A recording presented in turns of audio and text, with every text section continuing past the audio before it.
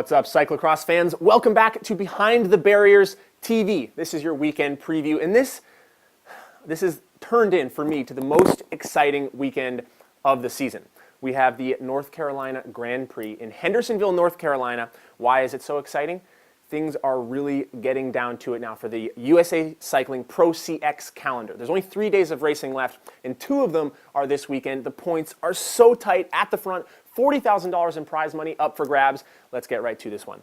The weather this weekend. Looking at highs in the mid to low 40s on Saturday and Sunday. Lows maybe getting down around freezing overnight, but the most important thing we're looking at for the weather comes on Saturday, where we will see 100, that's 10, what's 100? 100% chance of rain on Saturday. It's going to be muddy, it's going to be slimy. I don't know what sort of mud that course is going to make. It will still be very fast, but it will still be mud. The corners will still be slick. Let's talk about the corners. Let's talk about the course preview. This course is unique in that it is very, very fast.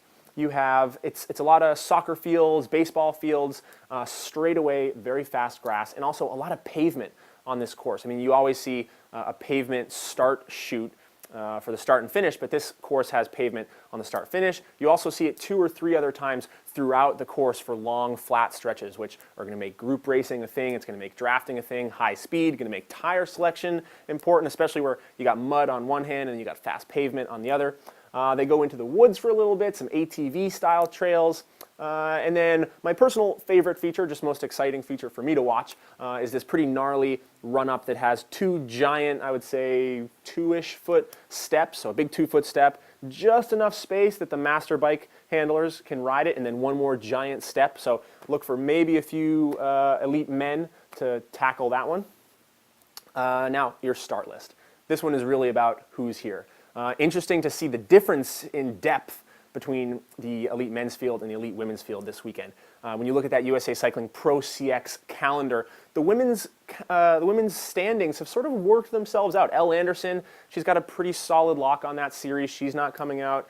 Katarina Nash is up there, Katie Compton. They have different goals that they're focusing on. So in the women's field, we're going to see a lot of local regional talent. You have the Shields sisters, who are from North Carolina, Kimberly Flynn, a legend from that area, who will probably have a good ride, and then a few other women coming down from New England and the Midwest, but going to be definitely some surprise riders that are getting some UCI points inside the top 10. Now, moving over to the men's side, totally different. They are not all here, but there is an amazing field showing up for this race. I mean, if you think about the history of this race, it's never been a USGP, it's never been a UCI C1, it's never attracted an A-list field. This has been, you know, for better or worse, one of those, again, cherry picker races where guys who need points, who are a regular 15th place finisher, they can go here and maybe crack their way into the top 10 or fight for a podium if they're not usually doing that.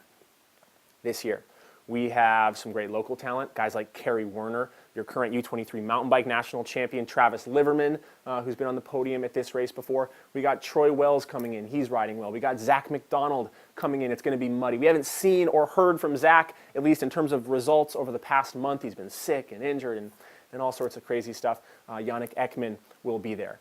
The 3 riders, though, the 3 riders that matter, the 3 riders that make this weekend is going to be Tim Johnson, Ben Bearden, and Jeremy Powers. Those 3 so close right now in the overall standings. Jeremy Powers leads. Tim Johnson only 9 points behind. Ben Bearden just a few more points behind that.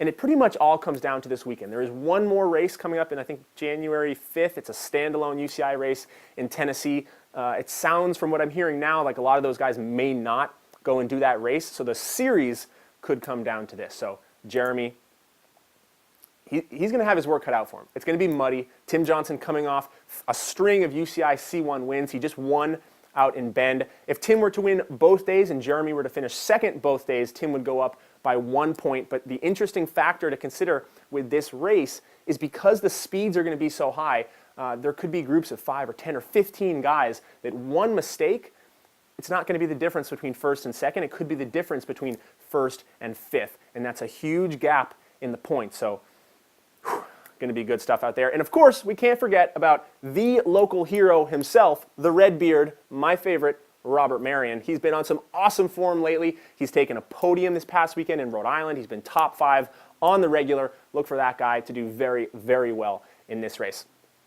Let's move on. Your SRAM Key to the race, there's no funny business this weekend. It purely comes down to this, tactics. We're talking about the men's race. I'm talking about those three. We said it already. There's going to be group racing, very different strategies coming into this. Tim Johnson knows that he has the advantage in the mud. He knows that he has the advantage over 60 minutes. He can't let Jeremy sit back in the pack and win this race in the last 2 laps. So it's understood. Tim is going to be going for it off the line. He's going to be going hard. He's going to bleed out of his eyeballs. And Jeremy has to decide whether he can stick with that. He's got to play those tactics right. Because like we said, you make one bad call and you let Ben Bairden and Troy Wells get away, and you're looking at the difference between second and fourth.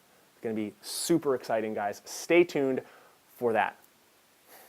I wish I were going. I'm not going. If you guys can get there, get there. Trust me, it is going to be good. We will have a recap for you next week. We will have a bunch of shows for you next week because that's what we do here at BTB TV. We make shows. So thank you for watching our shows. Go ahead, check down below this video if you are on BehindTheBarriers.tv. We will have updated start sheets, maybe some guys coming in there last minute, maybe some women sneaking in last minute. We'll have hashtags and Twitters and Facebooks and the whole 9 yards. I am Colt McElwain. Thank you for joining us.